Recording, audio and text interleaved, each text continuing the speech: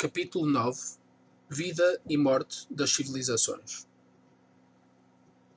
Onde a tradição manteve toda a sua força, a dinastia ou sucessão dos reis sagrados constituiu um eixo de luz e de eternidade no tempo, e a presença vitoriosa do supramundo no mundo, a componente olímpica que transfigura o elemento demoníaco de Demos e dá um significado superior a tudo que é Estado, nação e raça.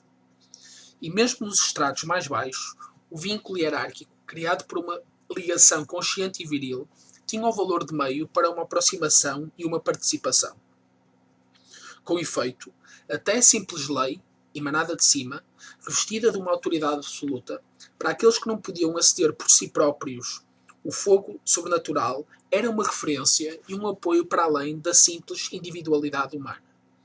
Na realidade, a adesão íntima, livre e efetiva de toda uma vida às normas tradicionais, mesmo na ausência para justificar de uma plena compreensão da sua dimensão interna, fazia com que essa vida adquirisse objetivamente um significado superior.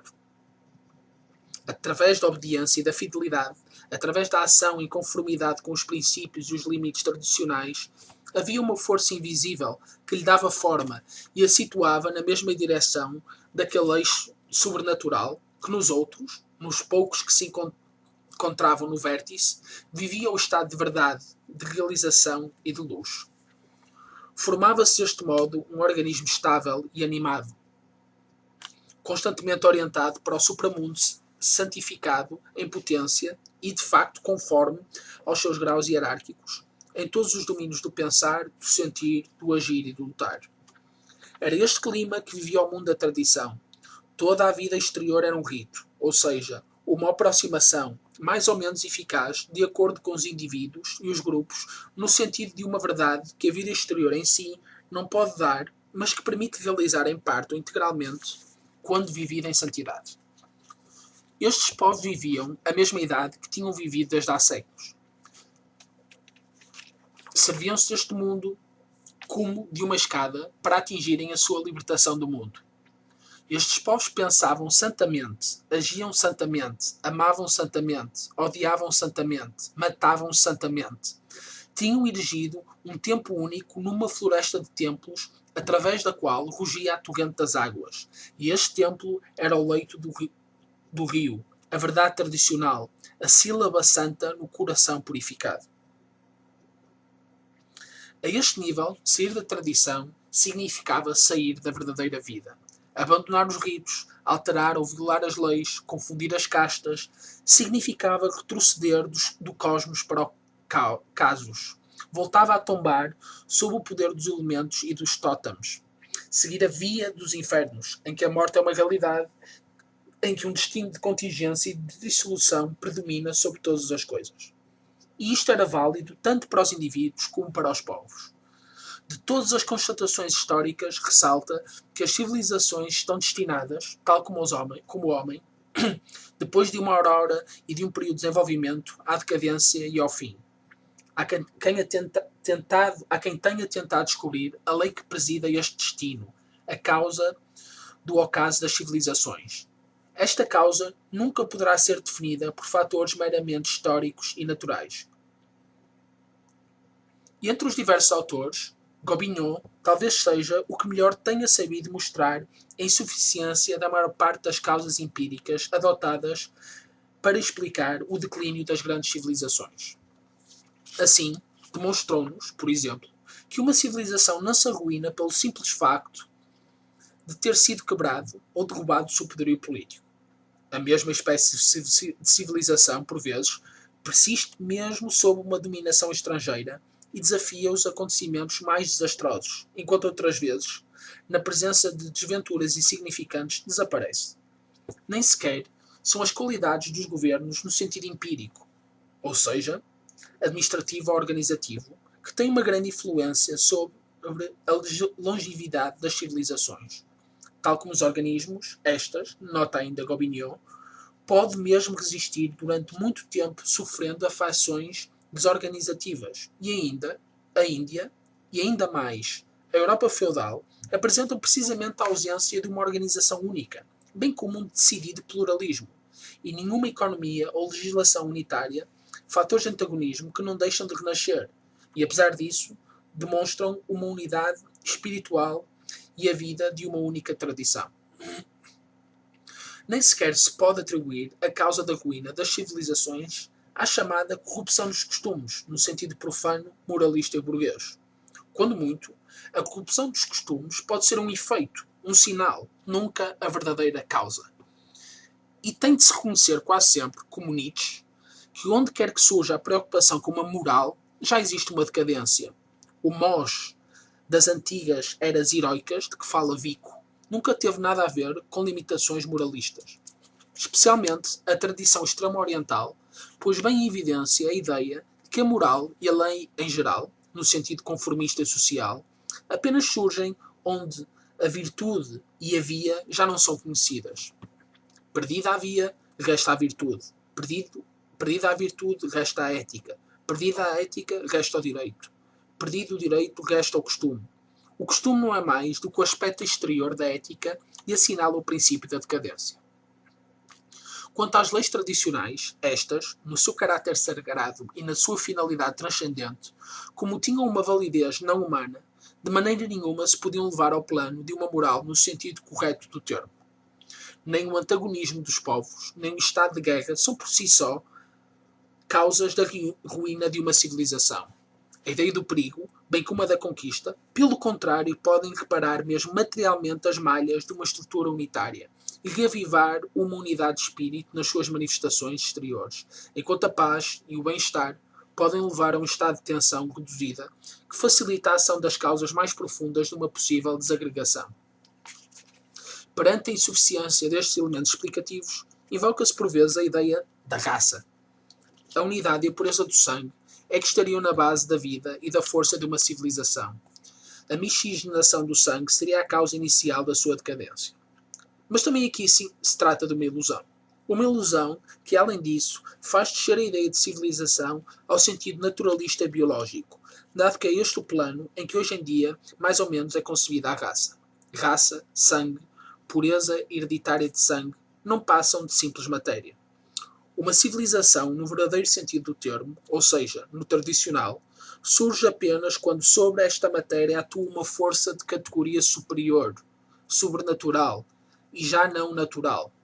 A força a que corresponde precisamente uma função pontifical, a componente do rito, o princípio da espiritualidade como base da diferenciação hierárquica.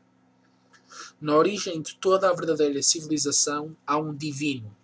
Todas as grandes civilizações tiveram o seu próprio mito dos fundadores divinos. Por isso, nenhum fator humano ou naturalista poderá ser responsável por elas. É um facto da mesma ordem, mas em sentido oposto, degenerescente, que se devem à alteração e declínio das civilizações.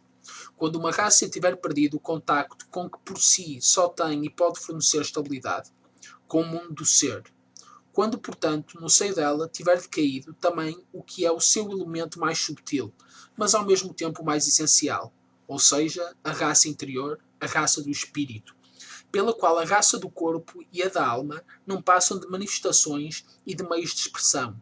Os organismos coletivos que ela tiver formado, seja qual for a sua grandeza e potência, descem fatalmente ao mundo da contingência.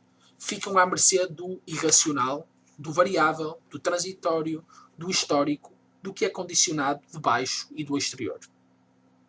O sangue e a pureza étnica são elementos que até nas civilizações tradicionais têm o seu valor. Valor que, porém, não é tão grande que permita usar para os homens os critérios segundo os quais o caráter do puro sangue decide perentoriamente das qualidades de um cão ou de um cavalo, como mais ou menos fizeram algumas ideologias racistas modernas.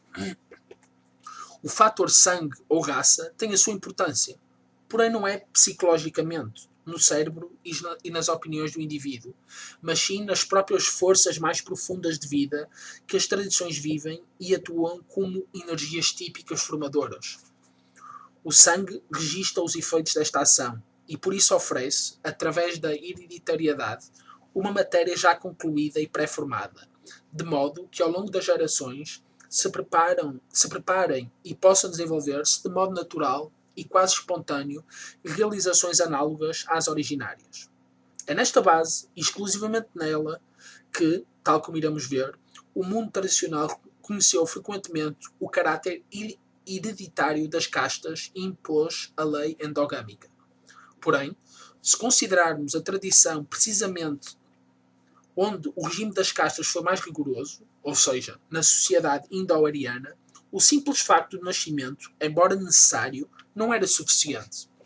Era preciso que a qualidade conferida virtualmente pelo nascimento fosse atualizada pela iniciação. Também já se referiu que no Manavadharma Sastra se chega a afirmar que, enquanto não tiver passado pela iniciação, ou segundo nascimento, o próprio Arya não é superior ao Sudra, que 3 das especiais diferenciações do fogo divino faziam da alma aos 3 Pistra irânicos hierarquicamente mais elevados, e que o pertencer definitivamente a estes era igualmente confirmado pela iniciação, e assim por diante. Portanto, mesmo nestes casos, não se deve perder de vista a dualidade dos fatores. Nunca se deve confundir o elemento formador com o elemento formado, o condicionante com o condicionado.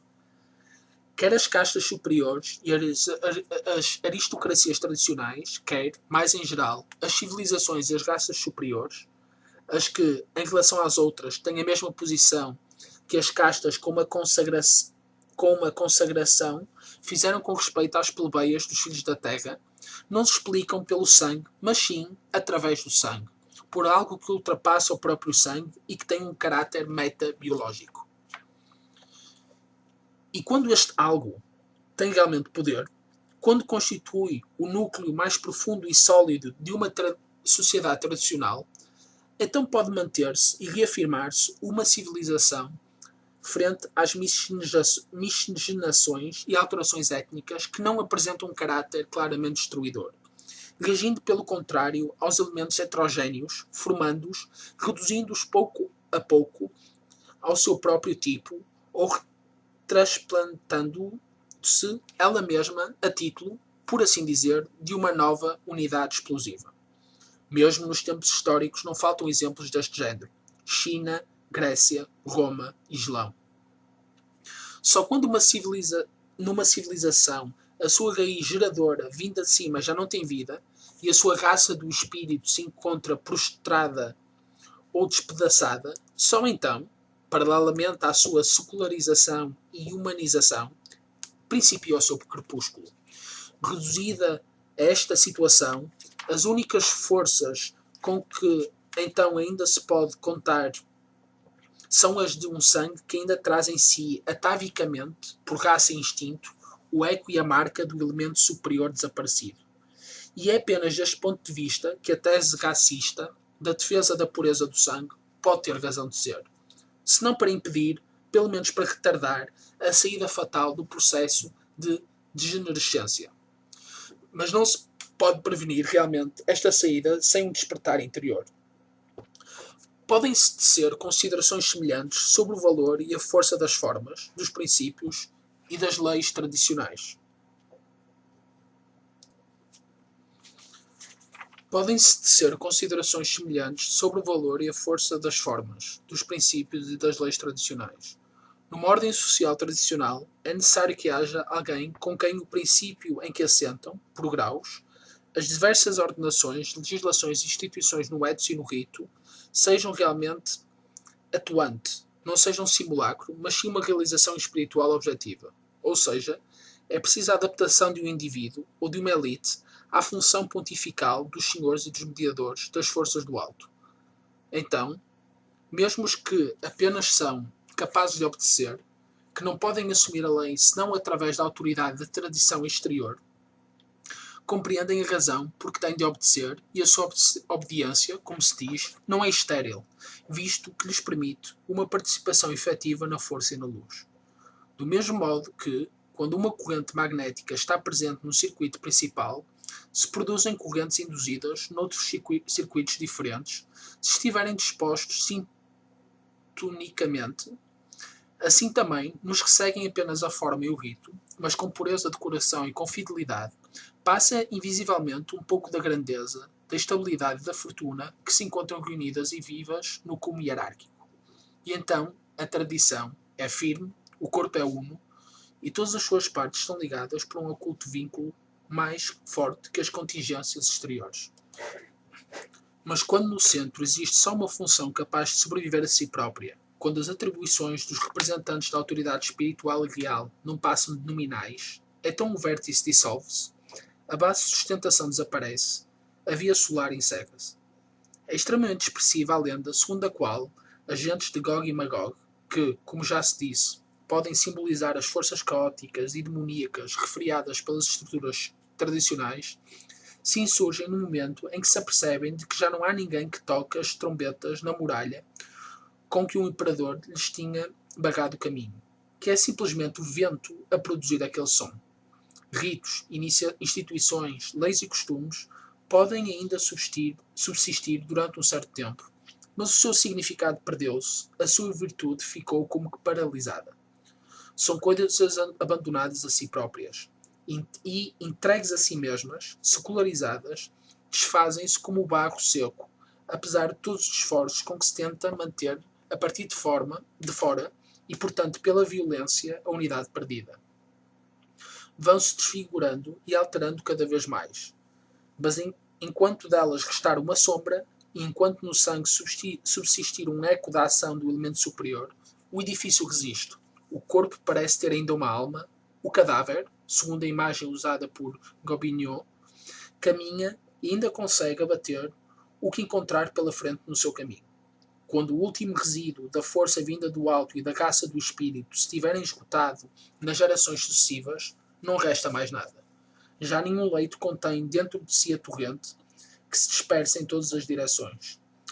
Sobrevém o individualismo, o caos, a anarquia, a híbris humanista, a degeneração em todos os aspectos. O dique rompeu-se. Mesmo que subsista a aparência de uma grandeza antiga, basta um choque mínimo para fazer ruir um Estado ou um Império. O que poderá substituí-lo será a sua inversão arimânica, o Leviatã moderno, omnipotente, um sistema coletivo, mecanizado e totalitário.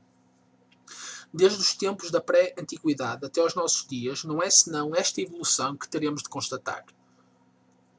Como iremos ver, do mito longínquo da realeza divina, descendo de casta em casta, chegar-se-á até às formas sem gosto da atual civilização, em que desperta de uma maneira rápida e aterrorizadora, em estruturas mecanizadas, o demonismo do puro demos e do mundo das massas.